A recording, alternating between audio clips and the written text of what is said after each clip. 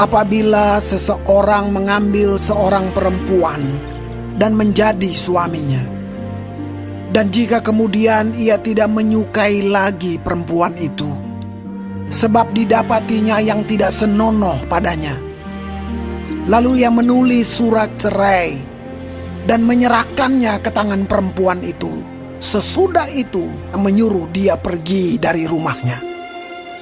Dan jika perempuan itu keluar dari rumahnya dan pergi dari sana, lalu menjadi istri orang lain, dan jika laki-laki yang kemudian ini tidak cinta lagi kepadanya, lalu menulis surat cerai dan menyerahkannya ke tangan perempuan itu, serta menyuruh dia pergi dari rumahnya, atau jika laki-laki yang kemudian mengambil dia menjadi istrinya itu mati, maka suaminya yang pertama yang telah menyuruh dia pergi itu tidak boleh mengambil dia kembali menjadi istrinya setelah perempuan itu dicemari, sebab hal itu adalah kekejian di hadapan Tuhan. Janganlah engkau mendatangkan dosa atas negeri yang diberikan Tuhan Allahmu kepadamu menjadi milik pusakamu. Apabila baru saja seseorang mengambil istri, janganlah ia keluar bersama-sama dengan tentara maju berperang atau dibebankan sesuatu pekerjaan. 1 tahun lamanya ia harus dibebaskan untuk keperluan rumah tangganya dan menyukakan hati perempuan yang telah diambilnya menjadi istrinya. Janganlah mengambil kilangan atau batu kilangan atas sebagai gadai, karena yang demikian itu mengambil nyawa orang sebagai gadai. Apabila seseorang kedapatan sedang menculik orang, salah seorang saudaranya dari antara orang Israel, lalu memperlakukan dia sebagai budak dan menjual dia, maka haruslah penculik itu mati. Demikianlah harus kau hapuskan yang jahat itu dari tengah-tengahmu. Hati-hatilah dalam hal penyakit kusta, dan lakukanlah dengan tepat segala yang diajarkan imam-imam orang Lewi kepadamu. Apa yang kuperintahkan kepada mereka haruslah kamu lakukan dengan setia.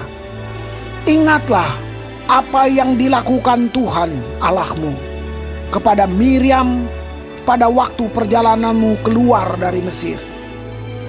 Apabila engkau meminjamkan sesuatu kepada sesamamu, janganlah engkau masuk ke rumahnya untuk mengambil gadai daripadanya. Haruslah engkau tinggal berdiri di luar, dan orang yang kau beri pinjaman itu haruslah membawa gadai itu keluar kepadamu. Jika ia seorang miskin, janganlah engkau tidur dengan barang gadaiannya. Kembalikanlah gadaian itu kepadanya pada waktu matahari terbenam, supaya ia dapat tidur dengan memakai kainnya sendiri dan memberkati engkau.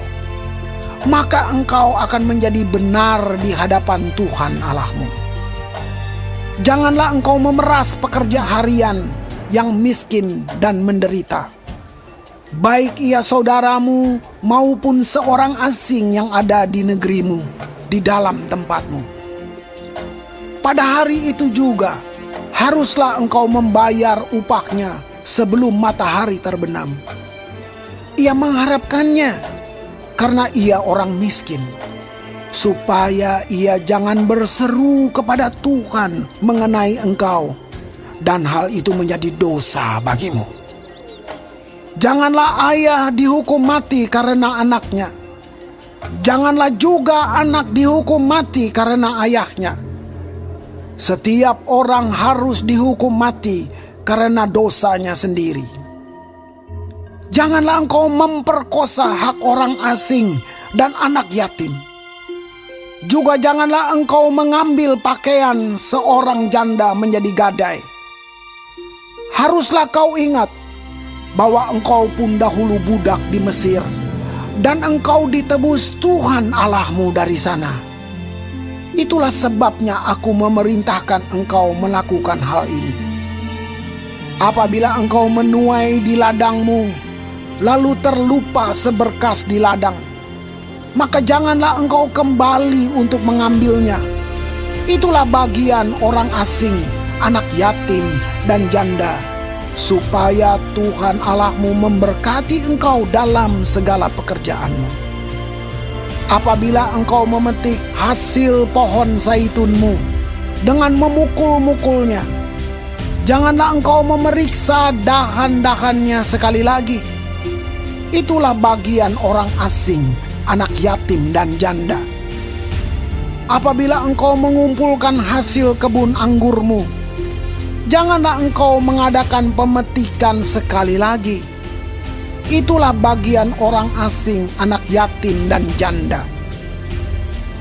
Haruslah kau ingat bahwa engkau pun dahulu budak di tanah Mesir. Itulah sebabnya aku memerintahkan engkau melakukan hal ini.